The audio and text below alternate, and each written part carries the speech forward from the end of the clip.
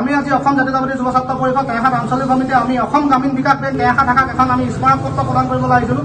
যিহেতু আমাক বিভিন্নজনে অভিযোগ কৰি আছে যে তেওঁলোকৰ ব্যৱহাৰ বহুত বেয়া, আমাক যে লিখিতভাৱে অভিযোগ দিছিলে আমাক কেইবাগৰাকী মহিলা। গতিকে আজি আমি সেই অসম জাতীয়তাবাদী যুৱ ছাত্ৰ পৰিষদ কেৰাহাট আঞ্চলিক সমিতি আহি আজি আমি আমাৰ যি আছে প্ৰবন্ধক তেওঁক আমি এখন স্মাৰক পত্ৰ প্ৰদান কৰিছোঁ। আৰু গ্ৰাহকসকলে যি তেওঁলোকৰ ন্যূনতম সুবিধা সেই সুবিধাসমূহ পোৱা নাই আৰু তেওঁলোকক বিভিন্ন অঘটনাৰ সন্মুখীন হ'বলগীয়া হৈছে বুলি তেওঁলোকে আমাক অভিযোগ কৰিছে।